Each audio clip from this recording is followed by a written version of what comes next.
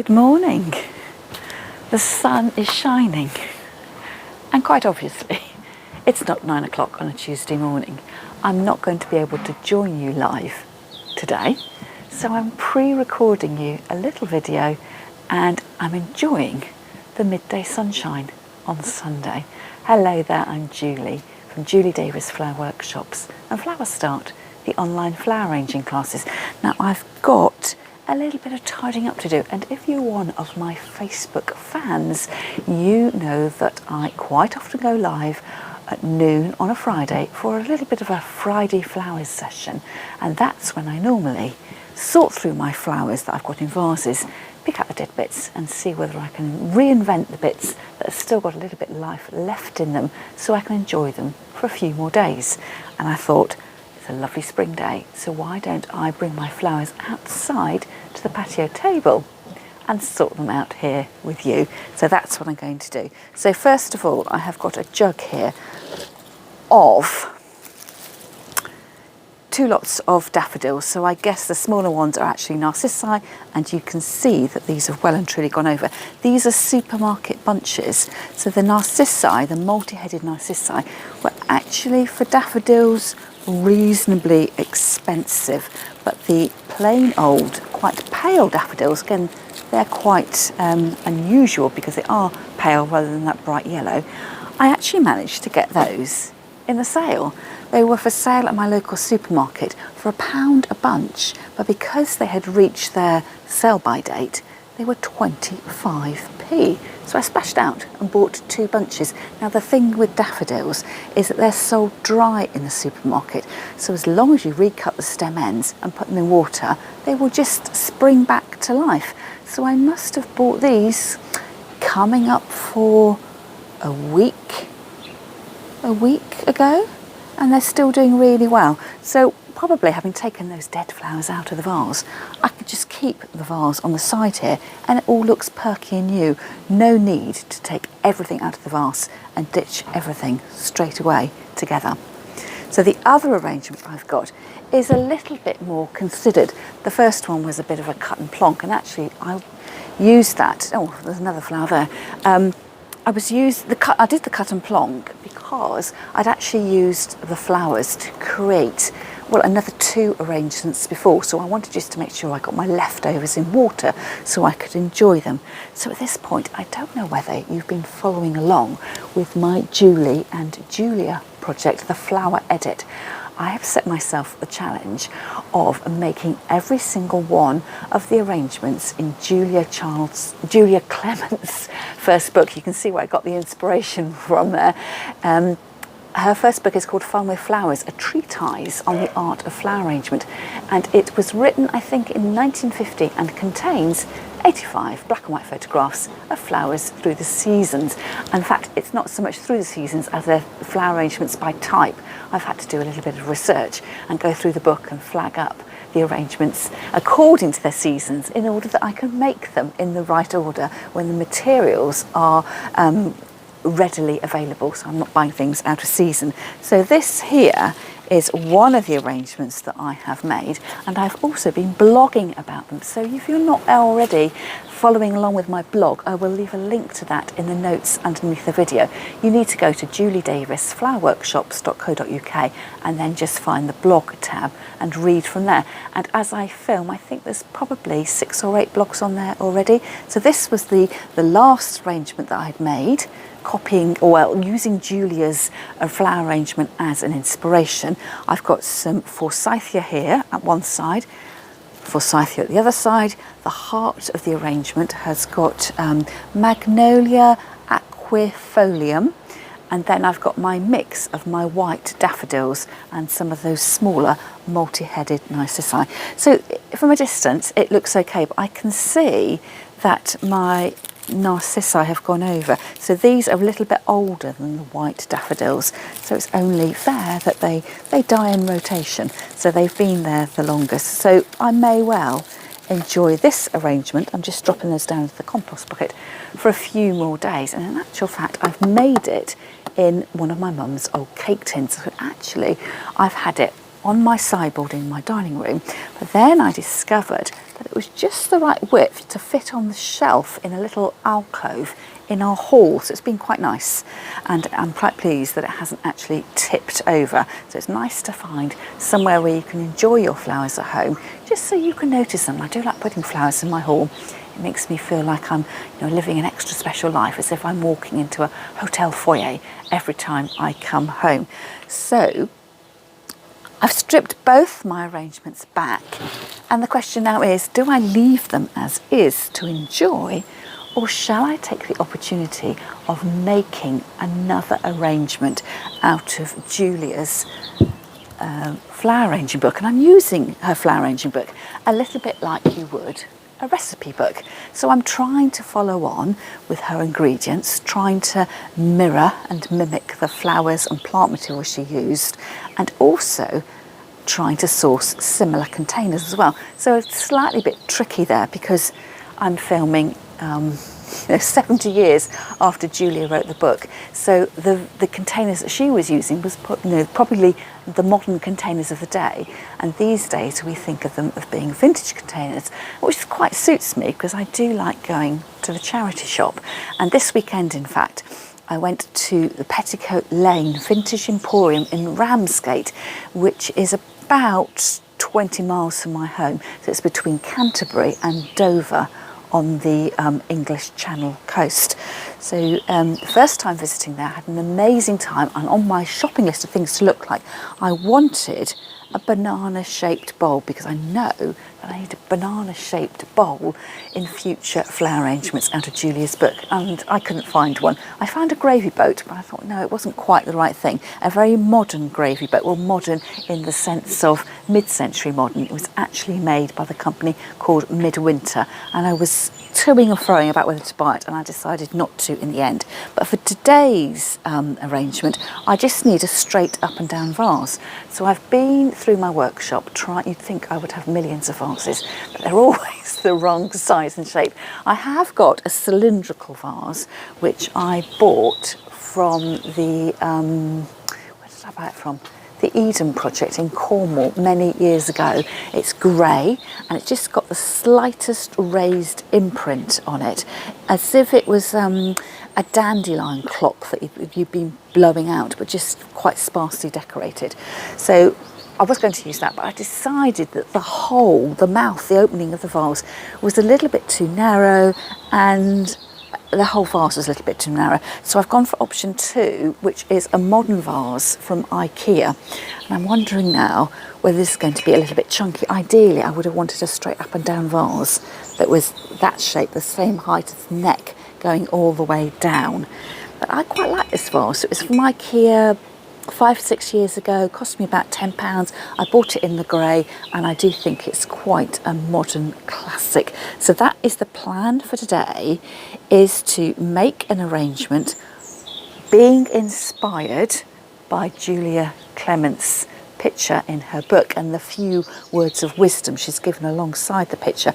But like you would for a recipe, adapting it needs must. So I know that Julia used irises in the arrangement I'm going to make today.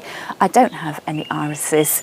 I've just been to the supermarket today, it's Sunday, and I had a quick look in the flower store there, and I did actually buy another bunch of daffodils in a yellow colour, paid full price, I paid a whopping £1 for those, but there weren't any irises, and in fact I haven't seen any irises in the shops recently at all, and I have used some previously, but I had to I had to go to a florist suppliers for those. So they are available, they just haven't reached the supermarkets. So this is the book that I am following along with, a hard-backed book there with a picture of Julia Clements on the front. And today's inspiration is this one here. So you can see here I've been marking the pages of the spring arrangements and working my way through them. So can you see it's got a cylindrical vase, it's quite a sort of fanned out arrangement with daffodils going through it, and the spiky bits that are coming out are the leaves of the irises and some pussy willow. I've got some pussy willow, but because I haven't got irises, I haven't got iris leaves, so I'm going to substitute the iris leaves with some carax out of the garden, and also I needed some broom as well, the genesta, and I don't have any. I've spotted some in on my travels to and from town. I've been looking in people's front gardens. There is somebody who lives a few doors down the road. I don't know them, and they have some broom in their garden, but they've been chopping at it, so it's got quite short lengths on it, and I needed more arching stems. So I'm going to substitute some silver birch stems into my arrangement. So Julia, in her little write-up underneath, says, this bouquet of spring flowers presents a delightful picture. Common broom and pussy willow form the outline, whilst the blue iris and yellow daffodils make a perfect foil for the pink tulips grouped in the centre. In copying this design, follow the instructions for a mass arrangement. Now, if you don't know, Julia was a great proponent of when she's talking about flower arrangements, she talks about two different kinds of flower arrangements. One is a line arrangement, most commonly made on a pin holder, and the other is a mass arrangement, basically meaning one that's got more volume. So if you make a line arrangement on a pin holder, you need something to hold your flowers out on, to hold them in place, to sort of make them more sturdy for a larger arrangement, and you use chicken wire for doing that. So it just means you can get a greater quantity, a body of materials in. So I have got a roll of chicken wire which I bought from the garden centre, I don't know how many years ago, 5+ years ago, and I have cut myself off a length with a pair of wire cutters, and then I'm going to crunch it down in size because I need to get it to fit into the mouth of my container. So I'm being quite careful of this because the ends are scratchy and sort of rolling it in as if I'm almost kneading it, but I don't want to scrunch the wire too firmly because I'll end up with the holes of the wire being too small. So I've already got water in my container. I'm going to put this inside, and I'm just what's going through my mind at the moment is whether I want to have my wire sort of right inside the vase, imagine my head's the wire, or whether I want to have it sitting proud slightly so it'll support the flowers as they spill out around the edge. My first thought is I think I want it to spill out slightly. So very carefully putting it into the mouth container. Just move the camera down so you can see what I'm doing. So try not to scratch myself. This is try not to scratch the vase. I'm not so bothered about that because my vase is just a workaday vase. But if you are trying to replicate this at home, you just need to be aware that your wires may well be scratching the finish on your vase. So just be aware and a little bit careful. So you could spend quite a lot of time sort of manoeuvring and manipulating that in place. So let me clear the decks a little bit and then I'll show you how I'm going to start making my arrangement. I'm going to start with my Carex leaves. So these are a grass not dissimilar to the iris leaves, but they are quite brittle and they can bend quite easily, and then you get a ridge and a snap along them. So I'm just going to try and be really, really careful. And looking at the book in front of me, I'm not going to slavishly copy because every time you make a flower arrangement, even if you've got the same ingredients, they just sit a slightly different way. So I can see that Julia has made almost like a fan shape with her arrangement. So I'm recutting my stems and threading them through the chicken wire. So it's always quite tricky when you start an arrangement if you're not using flower foam, because you can't always get things to stand up straight. So I'm putting these around the outer edge of my container and sliding them down between the side of the vase, the mouth of the vase, and the piece of chicken wire. So I will just need to be careful that I don't come up too tall, because I don't want my grasses to be significantly taller than the height of the rest of my flowers. So I'm using tulips and daffodils, which come, because I bought them from the supermarket, at a standard length. So first few pieces in.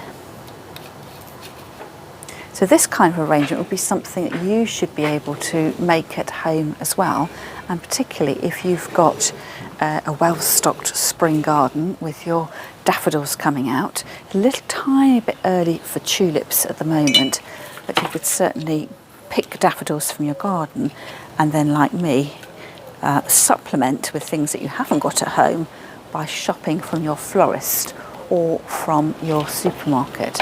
So with the silver birch, this isn't silver birch, it's pussy willow. Just see the pussy willow starting to develop.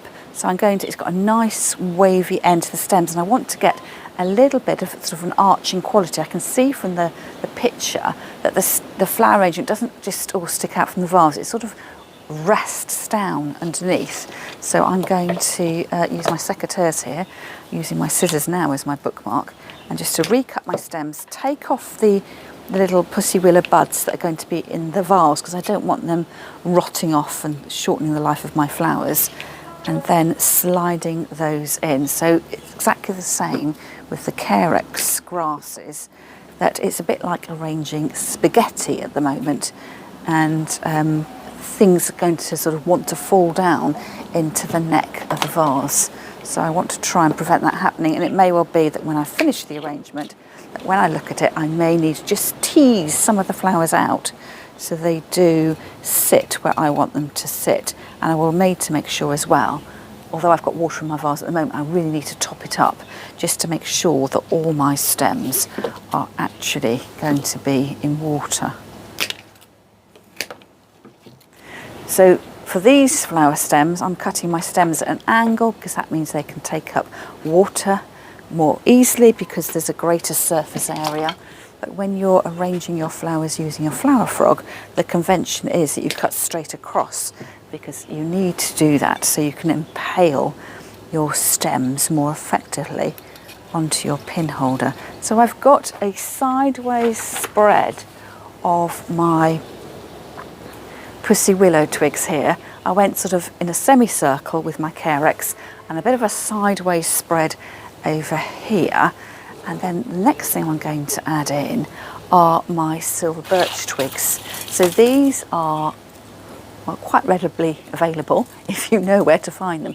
So the silver birch tree has got the white bark, and the branches are quite delicate, and they will shed, the tree will shed them, and they'll fall to the ground if you get any kind of rainstorm or windstorm. So with it being March, we have, March is either a very gentle month in terms of weather, or it can be a little bit windy, and it's perfect time to be out looking for these. So I have earmarked in my mind where the silver birch trees are in town, and when I know that I want to make an arrangement, I just walk past and I take my elastic band, which is pretty much always on my wrist, and I'll pick up the stems from the floor, doing my little civic duty of tidying around, and then bring them home and tie them in a bundle so they're easy to carry, and then I can use them. And in fact, I collected these a little while ago, and they have been sitting dry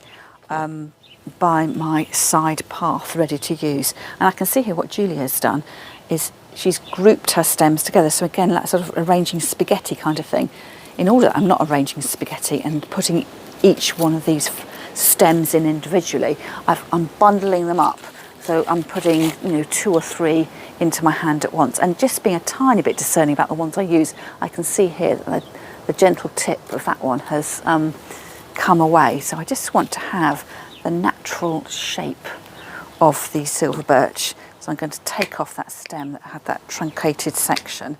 So it's just the delicate stems I've got coming through. There's a few other things as well. I want the flow and the rhythm to shine through, instead of your eye being drawn to the oddly square-shaped stems.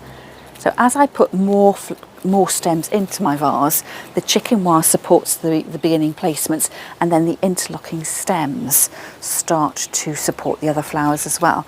And if needs be, you can have a little bit of a play around, and just to get things where you want them to go. But as I move that round, you can see that the arrangement has got a little bit of depth to it. So things at the moment seem to be holding up quite well. And then what I'll do, because I'm standing up to arrange, when I finally put this where I want to have it in my dining room, I will have a little look and I just think, does it look all right? Take a photograph of it. That's a really good way of assessing whether you've got things right, because the camera picks things up in 2D that sometimes you can't appreciate with the naked eye, and you can tweak things round a little bit as needs be, but you just need to be a tiny bit gentle, because once you start pulling something out, you run the risk that other things are going to fall out of the vase as well.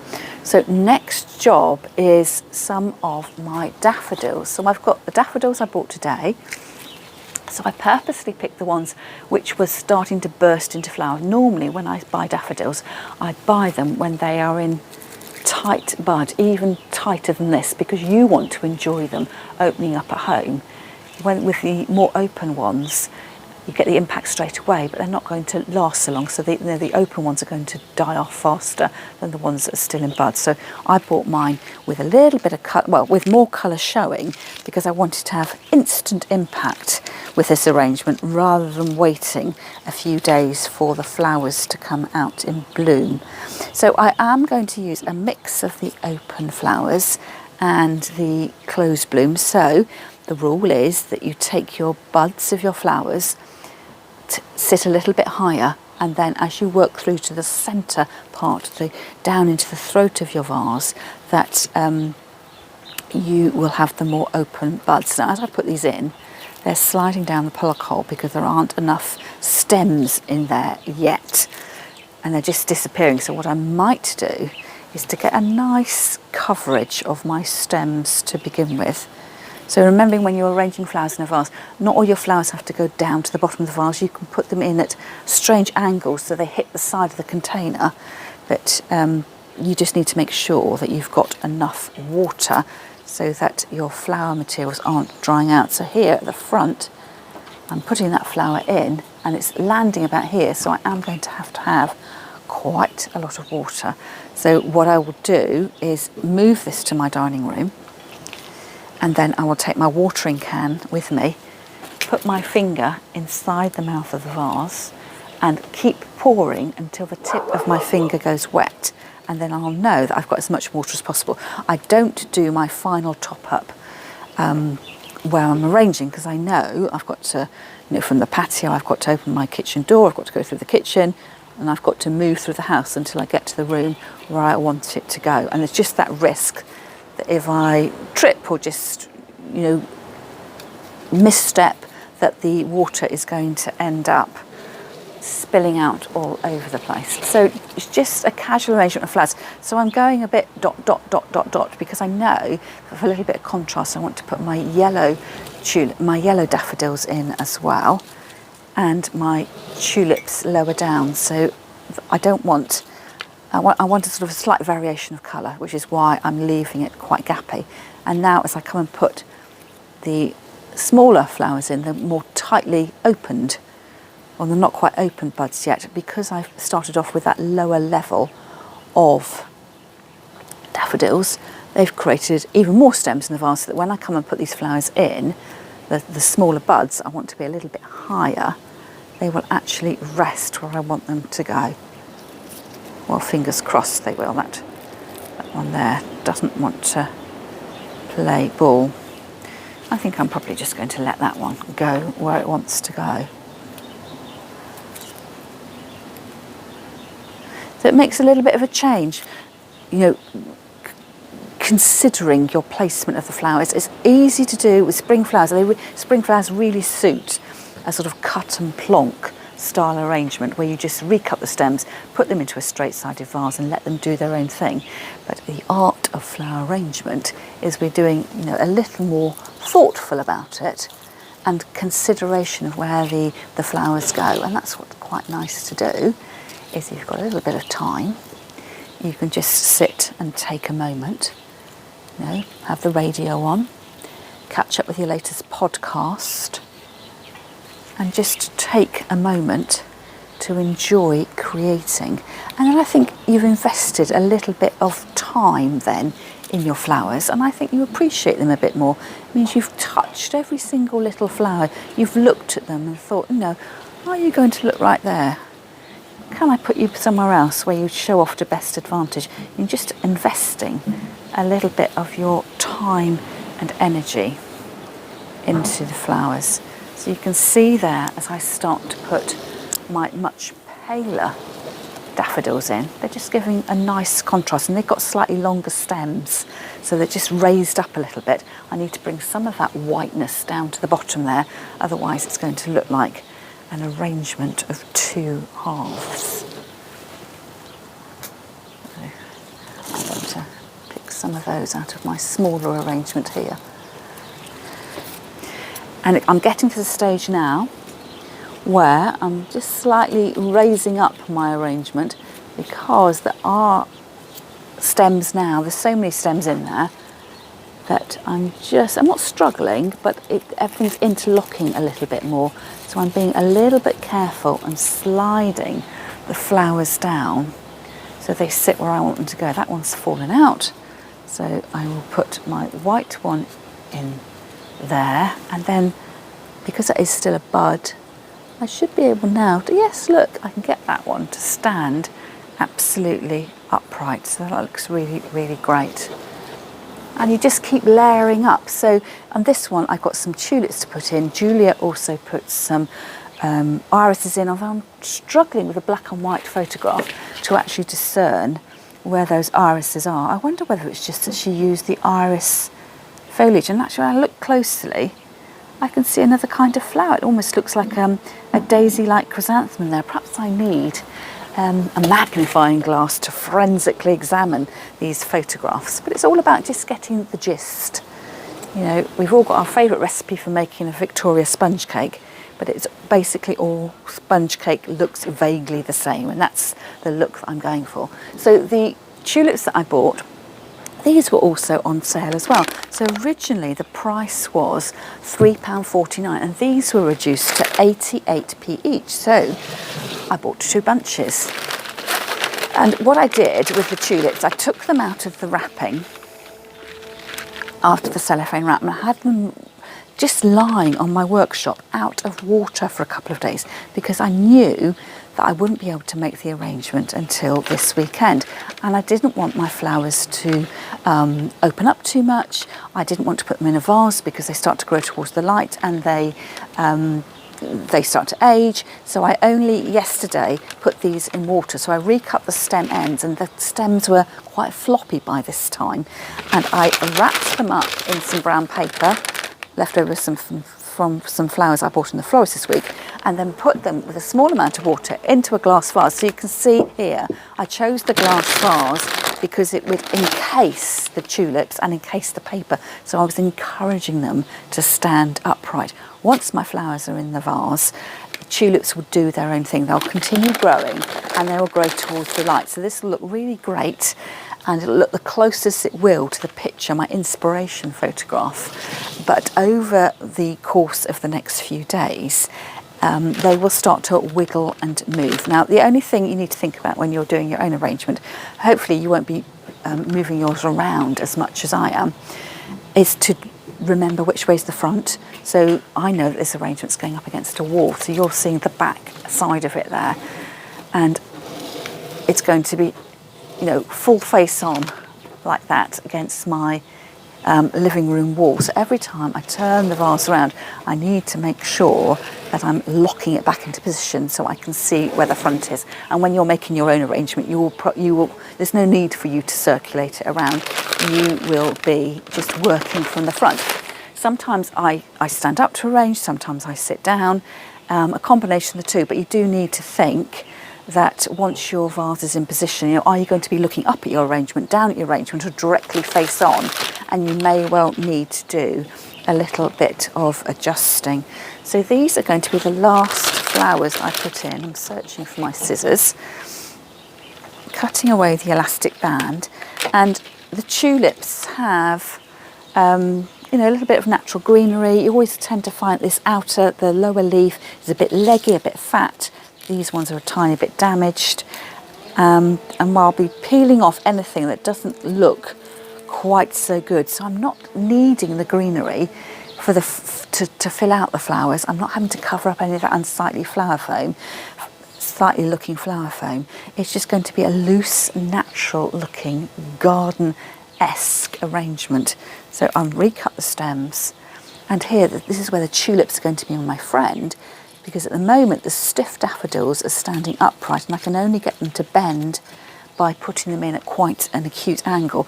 But the tulips, you can see there already, will naturally droop and drape, and that is the way I can start to blend my vase into my flowers, so that I don't have my vase here and then my flowers here. You sort of want it all to look as one.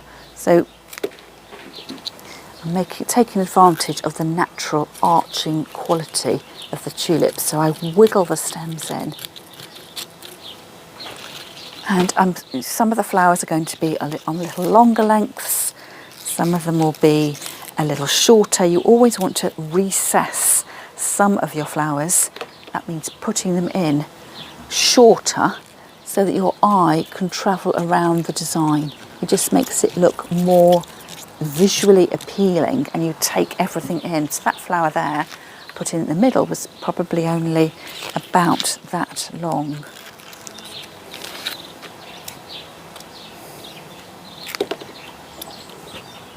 And I want to come right the way close top of the vase here, so I'm just sort of almost rocking my chicken while back. It was in a nice secure ball, and I'm just moving it forwards a little bit so I can get the tulips to go in where I want them to go. So you can see there's a nice sort of drapage here. I'm looking at the picture here, and Julia sort of did a waft of tulips out to one side, and then I'm probably going to do a few on both sides just to balance it out a little bit. One of my petals is wanting to fall down a little bit. Obviously the flowers will mature over time, so you may lose a few petals. I've just snapped my flower head, so I will recut that, and I can have that flower recessed. As long as its cut end is in water, it doesn't matter how short it is. And the other thing I can do, just to create a little bit of visual interest as well, is to reflex my petals. So you can see that the tulip is egg-shaped, and if I very carefully stroke the petals backwards, it gives me a different shape. And this actually works best on tulips that are a few days old. With the really fresh tulips, the petals are almost quite crisp, and you do run the risk that they might break.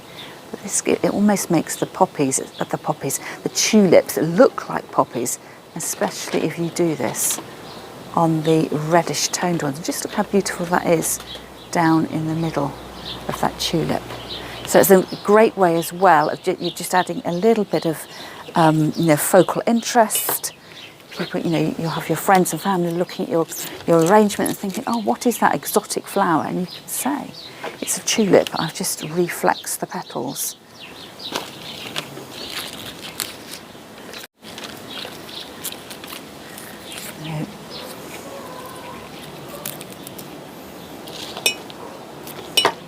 And I will continue on until I can't get anything else in my vase, or until I have got the look that I am after.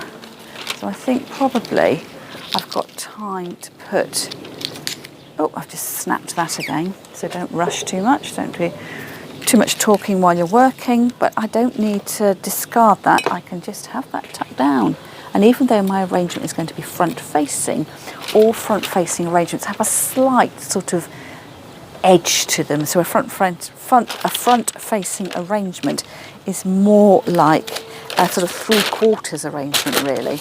You want to have a little bit coming round to the side, otherwise they do look very stiff from the front.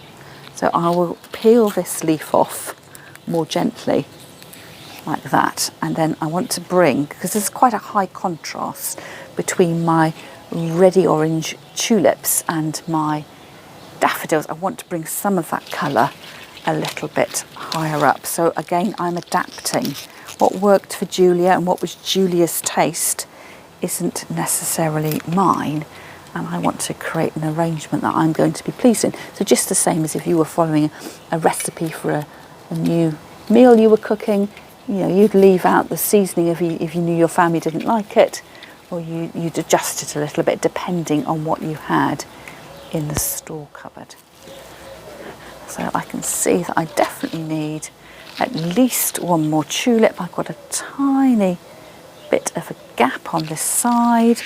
And what I like to do as well when I'm doing my arrangements is not only put them, you know, where they're going to actually stay and take a photograph, but I quite often, when I do my tidying up, perhaps even go and have a cup of tea, go to the toilet or something like that, distract yourself from your arrangement just for a moment, so that when you come back and look at it, you're looking at it through fresh eyes and you can actually see your flowers more clearly.